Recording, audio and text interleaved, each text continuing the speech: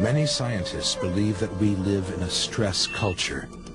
We work longer, live harder, and lead increasingly stressful lives. But what is stress, and what does it do to us? Over the last decade, there has been a revolution in research whereby scientists are recognizing the interaction between the body and the mind, and the link between stress and illness in human beings. What goes on in our minds produces huge physiological changes in our bodies. Our physiological stress response is absolutely adapted to protect us from danger. It's adapted from Tom's ancestors when they needed to escape from animals, such as that lion. And we call it the fight or the flight response. It's the response the body needs to protect itself from danger or to fight its way out of a particular problem.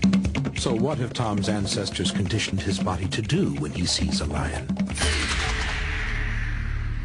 Through the eyes, an area of the brain called the cortex recognizes the lion. The message is sent through to the amygdala, which identifies the lion as a threat. The amygdala then activates the hypothalamus in the base of the brain. The hypothalamus is the critical part of the brain which then organizes the response to the stress. It sends messages right down through the spinal cord, which then get to the middle of the adrenal gland, the adrenal medulla, and it releases a hormone called adrenaline.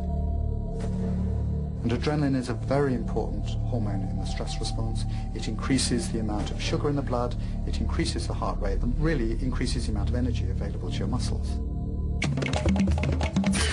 But the hypothalamus also sends other messages to the pituitary gland, and from the pituitary, further messages go to the adrenal cortex, the outside of the adrenal gland, and this makes cortisol. And cortisol is the other key hormone which acts to put up your blood pressure and keep up your blood sugar, and again is a very important protective hormone in a stress situation.